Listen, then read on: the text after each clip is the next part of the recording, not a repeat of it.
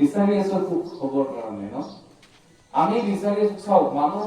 আপুনি এটা কথা মন মই এইখিনি কথা কোৱাৰ উদ্দেশ্যটো হ'ল আমি কেনেকে পুনৰ স্মৰণ কৰিব পাৰো এই কথাখিনি হয়তো আপোনালোক হয়তো আজি প্ৰথমবাৰ শুনিব ইয়াতো আগত শুনিছে মই নাজানো কিন্তু ৰিয়েল সত্য এইটোৱে শ্ৰীমদ ভাগৱতমৰ মতে কাৰণ শ্ৰীমদ ভাগৱতমৰ ওপৰত আৰু একো নাই আছে নেকি শাস্ত্ৰৰ ৰচা হয়নে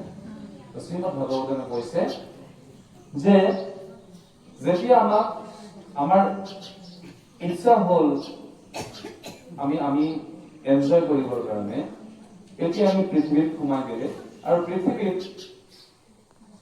আমি এনজয় কৰিব বিচাৰিছো সুখী হ'ব বিচাৰিছো কিন্তু আমি ইমান চেষ্টা কৰি আছো আমি ভাবিছিলো যে যদি মোৰ গাড়ী এখন হৈ যায় মই সুখী হৈ যাম কিন্তু গাড়ীখন হ'ল মই পিছত ভাবিলো দুদিনমান পিছত মজা নাই আহা নাই কাৰণ মোৰ ওচৰৰ মানুহ ঘৰৰ 4 চকীয়া লৈ গ'লে ইতিমধ্যে মোৰ 2 চকীয়া হোৱালৈকে তাৰ তেওঁ 4 চকীয়া ল'লে so I am not satisfied at all because মোৰ ওচৰৰ মানুহ ঘৰতছে মই ডাবল হ'ব টেন্ডেন্সি সকলোৰে আছে so নেক্সট ভাবিলো কাৰখন ল'লো এইফালে কাৰখন লওঁতে সিফালে বিল্ডিং বনাই দিলে হা so ভাবিলো not happy at all এতিয়ালৈকে সুখী হোৱা নাই হা at least এটা ফ্ল'ৰটো ঢালাই দিব লাগিব এনেকৈ আমাৰ একদিন মৃত্যু আহিব এনেকৈ প্ৰতিযোগিতাত নামোতে মৃত্যু আহিব আমাৰ জীৱনৰ উদ্দেশ্য পাহৰি গলো যিটো মাৰ গৰ্ভত প্ৰতিজ্ঞা কৰিছিলো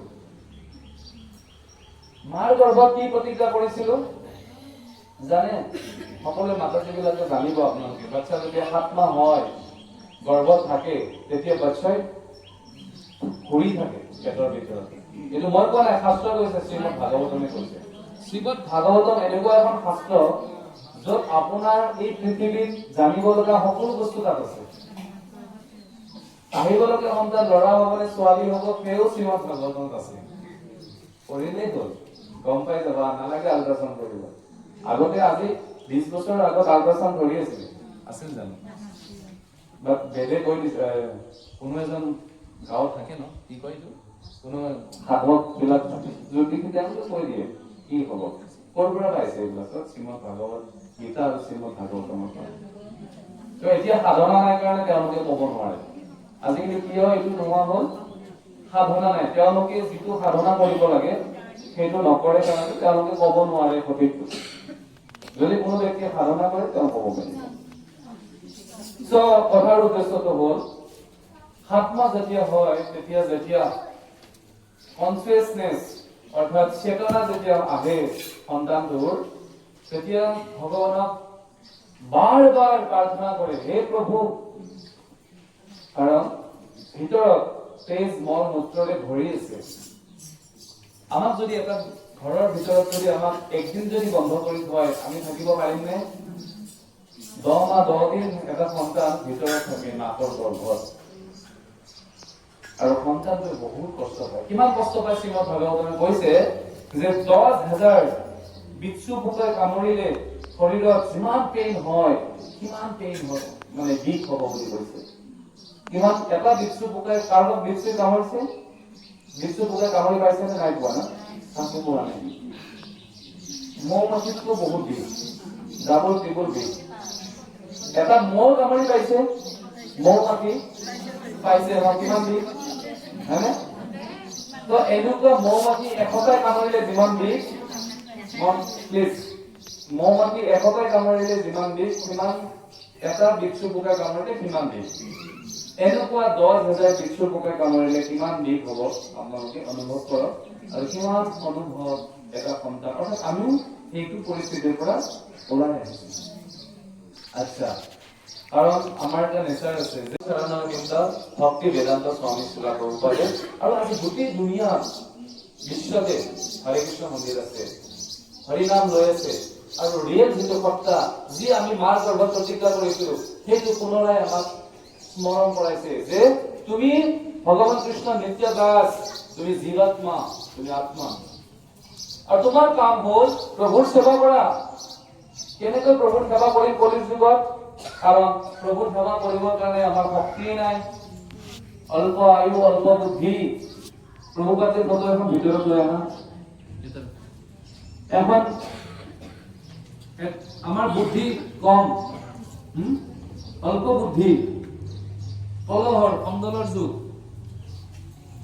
ঘৰে ঘৰে কন্দল, সকলোৰে ঘৰত কাজিয়াৰ যুগ, অল্প বুদ্ধি, অল্প আয়ু, মন্দা বুদ্ধি, মন্দ ভাগ্য। আমাৰ ভাগ্য বেয়া, আমি নাজানো অহাকালি আমি চকু মেলিব পাৰো নে নোৱাৰো, কোনো জানো। সেইকাৰণে কি বুলি কৈছে, শ্ৰীমদ ভাগৱতমৰ এটি শ্লোক আনিছো, আমি সামৰণি কৰিম। শ্ৰীমদ ভাগৱতমৰ 12 নম্বৰ স্কন্ধত কৈছে, কি কৈছে শুনক সকলোৱে। কি বুলি কৈছে, কেনেকে আমি পুনৰ আমি যে প্ৰতিজ্ঞা লৈছিলো, কেনেকে আমি প্ৰভুৰ প্ৰতিজ্ঞা আমি পালন কৰিব পাৰিম, কেনেকে পাৰিম শুনক। গলেৰ দোষ নিধে ৰাজন অস্তি হি এক মহান গুণ। স্বামী প্ৰভুপাদজী তেখেতে গোটেই বিশ্বতে হৰিনাম প্ৰচাৰ কৰিছিল। ফাউণ্ডাৰ আচাৰ্য of world wide Hare Krishna movement, Hare Krishna মন্দিৰ। স্বামী প্ৰভুপাদজী যোনটো সম্প্ৰদায়ৰ পৰা আহিছে সেইটো হ'ল ব্ৰহ্ম সম্প্ৰদায়, য'ত মহাপুৰুষ জনাই, শংকৰদেৱ জনাই এই সম্প্ৰদায়ত আহিছে। জগন্নাথ পুৰীত চৈতন্য মহাপ্ৰভু লোক পাইছিলে মহাপুৰুষ শ্ৰীমন্ত শংকৰদেৱে। আৰু জগন্নাথ পুৰী, বৃন্দাবন সকলো লুপ্ত হৈ গৈছিলে 600 বছৰ আগত। আজি আমি যে বৃন্দাবন গৈ আছো, জগন্নাথ পুৰী, মায়াপুৰ গৈ আছো, এইবিলাক লুপ্ত হৈ গৈছে 600 বছৰ আগত। সাক্ষাৎ ভগৱান কৃষ্ণৰ অৱতাৰ চৈতন্যদেৱটো নাম শুনিছো। এই চৈতন্যদেৱটো সকলোৱে শুনিছো। চৈতন্য মহাপ্ৰভু তেওঁ আনিছে পৃথিৱীত সাক্ষাৎ ৰাধা কৃষ্ণৰ অৱতাৰ চৈতন্যদেৱ। আৰু চৈতন্য মহাপুৰুষ গুৰুজনাই শ্ৰীমন্ত শংকৰদেৱে তেওঁ চৈতন্য মহাপ্ৰভুৰ পৰা হৰিনাম আনিলে। সেইকাৰণে কয় চাৰিটা দিশ ন, আমাৰ চাৰিদিশে চাৰিজন সন্ত। কোন কোন? এনেকৈ হৰিনাম বিয়পি পৰিছে। আৰু কলি যুগত কৈছে শ্ৰীমদ ভাগৱতমত কিয় হৰিনাম আনিছে, কাৰণ এই যে জীববিলাক আমি প্ৰাৰ্থনা কৰি আহিছো, আমাৰ ৰাস্তা পথ পাহৰি পেলাল। শ্ৰীমদ ভাগৱতমত পথটো পুনৰাই কৈছে। হৰে কৃষ্ণ হৰে কৃষ্ণ কৃষ্ণ কৃষ্ণ হৰে হৰে, হৰে রাম রাম রাম হরে হরে। ওম বিষ্ণু পাদায় কৃষ্ণ দেশায় ভূতলে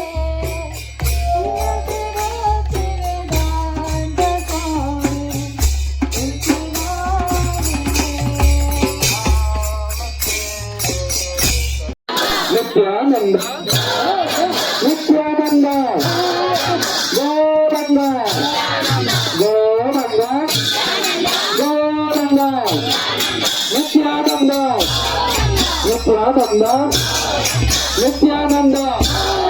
नित्यानंद नित्यानंद नित्यानंद गौरंग गौरंग गौरंग नित्यानंद नित्यानंद नित्यानंद नित्यानंद नित्यानंद गौरंग गौरंग गौरंग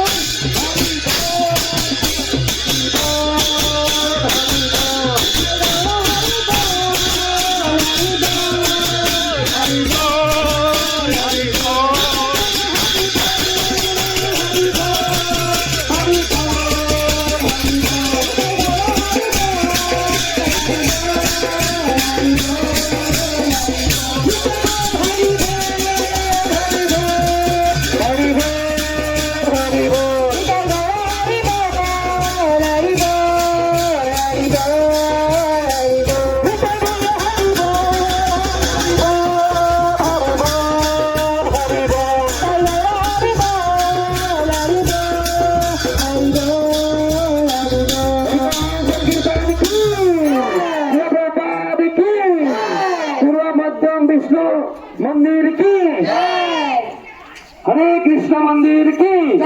সাগৰ প্ৰেমানন্দে সকলে মন্দিৰত যাওঁ আৰু প্ৰণাম কৰক একবাৰ ভগৱানক কাৰ্ড খেলি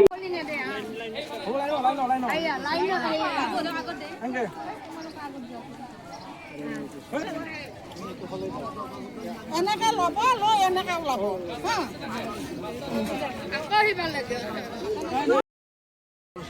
नाम ब्राह्मणे वैष्णवे स्वल्प पुण्यम बटम राजन शरीर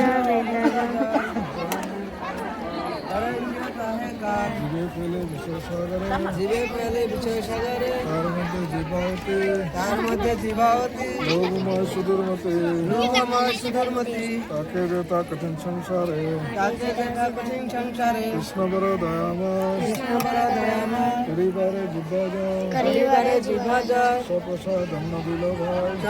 अन्न दिल भाई से अमृत पाओ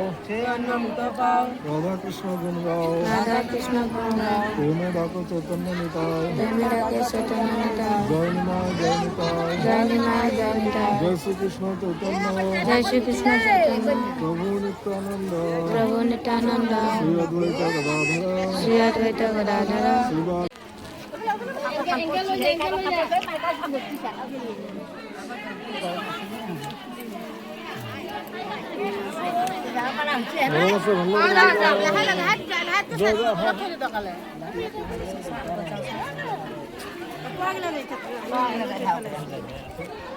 আগত নহ'বচোন পুৱা কথা ওলাই যাব লাগিব আগভেটি ধৰিলে নহ'ব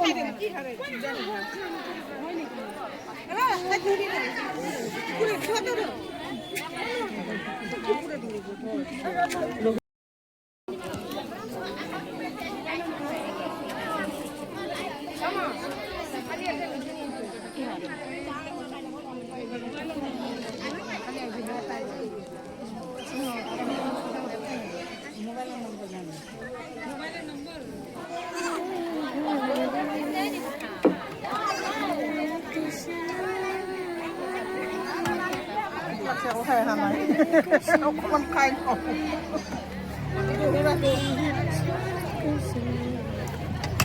আহুই এইফালে লাইনত গৈছে এইফালে এপ্লাম কৰিছেনে পানী এপ্লাম কৰিছেনে এটা আছিলে না চকী এখন জীৱন কাৰ্ড বাতিতে দি আকৌ বাতি এটা